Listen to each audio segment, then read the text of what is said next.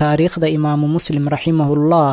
waxaa si rasmi ah loo bilaabay diiwaangelinta xadiidada rasuulka sala allahu calayhi wasalam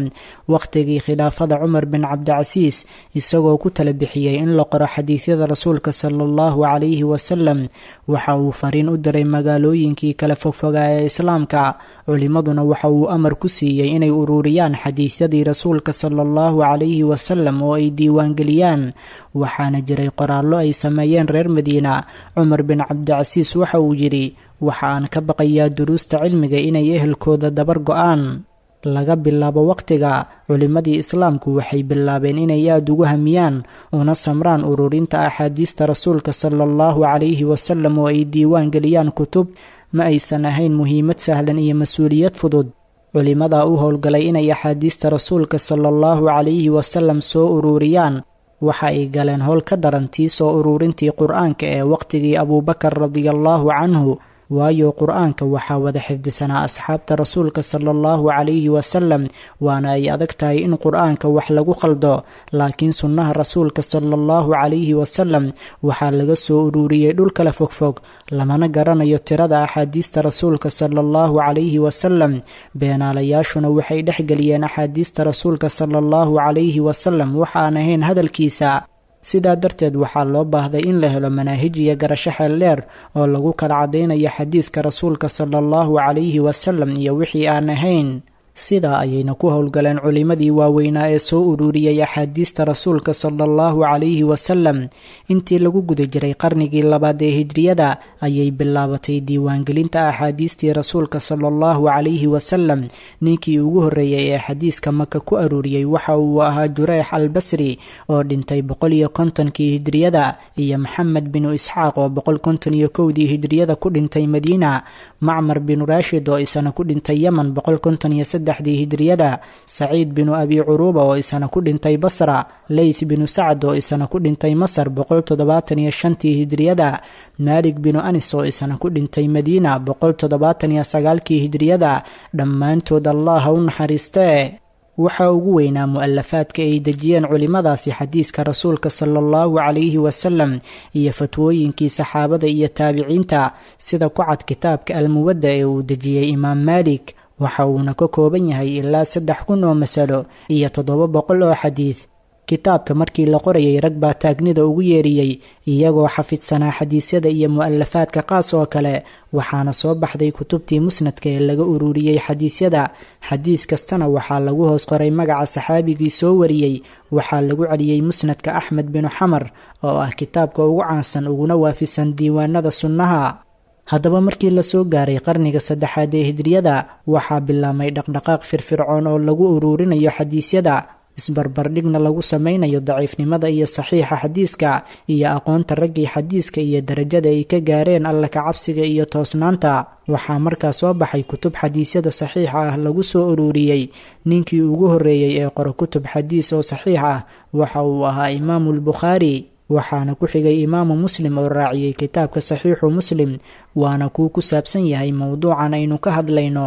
dhalashadii iyo barbaarintii imaamu muslim raximahullah muslim bin xujaaj waxa uu ku dhashay magaalada naysaabuur sanadku markuu ahaa 206dii hijriyada magaaladaas oo ahayd magaalo qani ah cilmiga iyo aqoonta xadiiska sida ay isku raacsan yihiin culimada taariikhda waxa uu ku soo barbaaray qoys fiican waxaana lagu edbiyey guri uu leeyahay nin caalim ah aabihii waxa uu akhrin jiray xalaqada cilmi ah sidaa darteed ayuu aabihii ku tarbiyeeyey waxbarashada waxaana uu koray isagoo aada u jecel cilmiga isagoo 9 jir ah waxa uu wax ka dhigan jiray culimmadii naysaabuur caalimkii ugu horreeyey ee wax u dhigana waxa uu ahaa yaxya binu bakar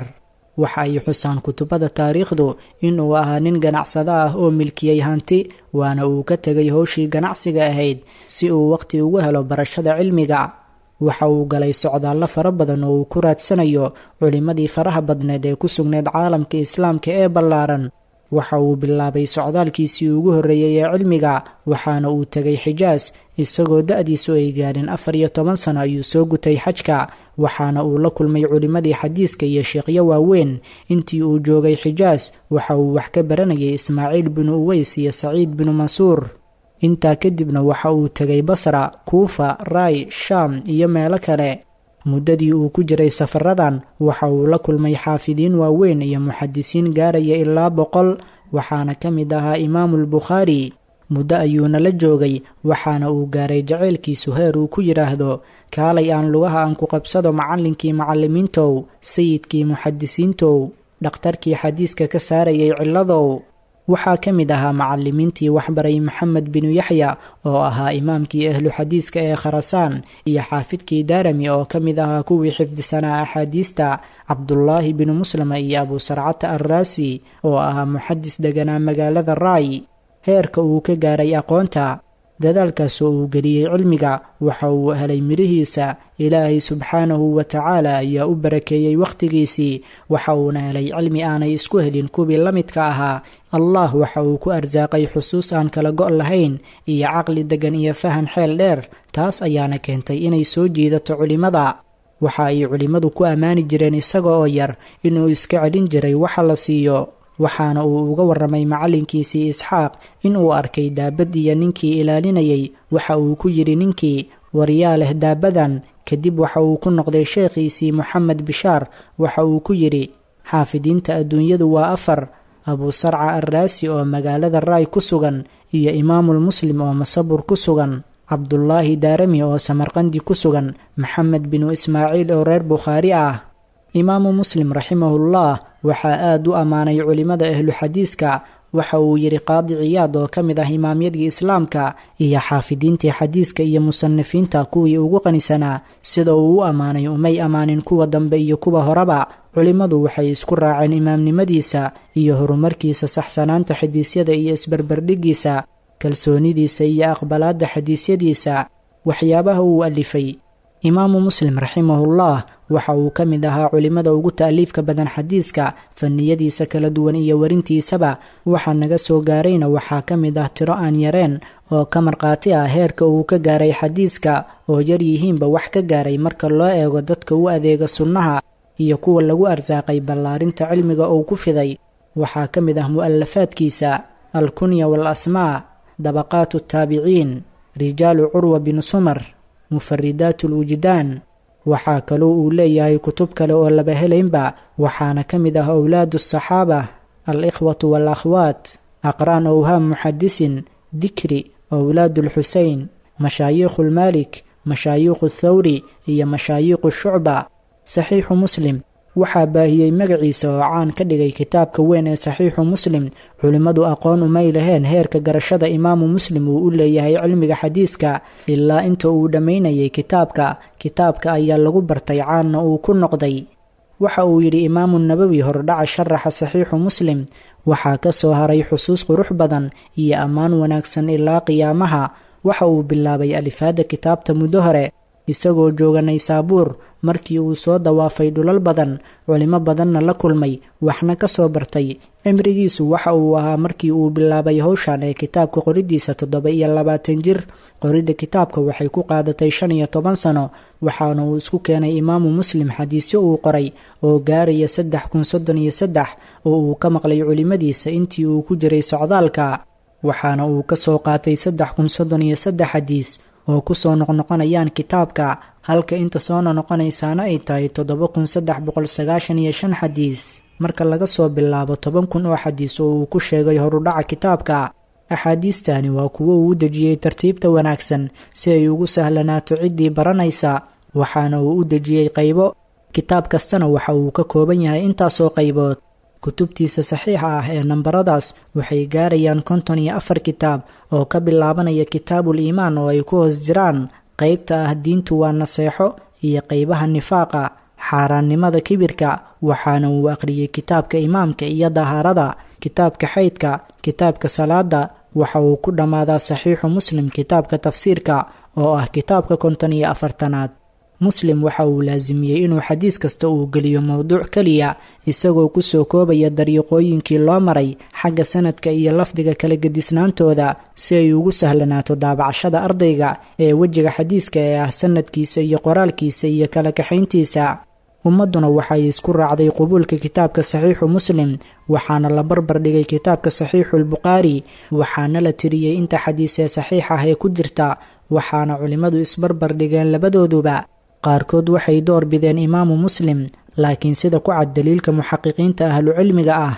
saxiixulbukhaari ayaa ka afdalsan xagga saxnimada xadiiska, saxiixu muslimna waxa uu kaga fadli badan yahay xagga sahlanaanta xadiis ku kulma mowduuc keliya oo aanan qaybo kala jarayn sida uu yeelay bukhaari. culimmadu aad ayay uga shaqeeyeen uguna adeegeen saxiixu muslimka, waxaa la sameeyeyna 10 sharax, waxaana ka mid ah ikmaalulmucallim bifawaa'idi muslim oo uu qoray qaadi ciyaad. minhaaj waxaa qoray nawowi, ikmaalu mucallim waxaa qoray maxamed binu khaliifa. 3dan sharaxba way daabacan yihiin wayna diiwaangashan yihiin. itijaahan saxiixulmuslim culimo badan ayaa wax ka qoray oo ay ka mid yihiin ibnu manjawi al asbahaani. waxaa kale oo ay culimmadu ka sameeyeen kitaabo kookooban sida kan qurdubi. culimmada badankood waxay meel isugu geeyeen labada saxiix bukhaari iyo muslim sida kan jawsaqi. waxaa kale oo qoray muslim waxa uu ka waafaqay bukhaari, waxaana qoray shanqiidi. waxaa isaguna jira al-lu'lu' walmarjaan oo ka kooban waxay isku waafaqeen labada sheekh, waxaa qoray moxamed fu'aad. waxaa la daabacay saxiixu muslim dhowr jeer oo keli ah iyo isaga oo sharaxiisu la socdaba, waxaana ugu wanaagsan kan uu xaqiijiyey moxamed fu'aad cabdibaaqi, waxaana uu u sameeyey xadiisyada nambaro iyo tusmooyin kala saaraya. dhimashadii imaamu muslim raximahullah. imaamu muslim bin xujaaj intii uu joogay naysaabuur waxa uu qaban jiray xalqado cilmi ah oo ay wax ka bartaan ardayda iyo dadka jecel dhegaysiga xadiisyada rasuulka sala allahu calayhi wasalam, waxaana ugu caansanaa ardaydiisii uu ka tegay abuu ciisa tirmidi, yaxya binu saacid, ibnu khusayma, abuubakar moxamed binu naadir iyo kuwo kale oo badan. waqtigiisii oo dhan waxa uu ku mashquulsanaa alifaadda iyo tasniifta kutubta, ilaa habeenkii uu geeriyooday waxa uu ku mashquulsanaa xaqiijinta masale cilmi ah oo lagu weydiiyey masjidka uu casharada ka bixin jiray, waxaana uu u soo toosay si uu u baaro masaladan, laakiin waxa uu la kulmay rabbigiisa intaanu waagu baryin taariikhdu markay ahayd 25 rajab 261 hijriyada oo waafaqsaneed 6 May 875 miilaadiyada, isagoo da'diisu ahayd 55 sano. waxaana lagu aasay maalin isniin ah qabuuraha nasrabaad ee naysaabuur. فرأس العلم تقوى الله حقا وليس بأن يقال لقد رأست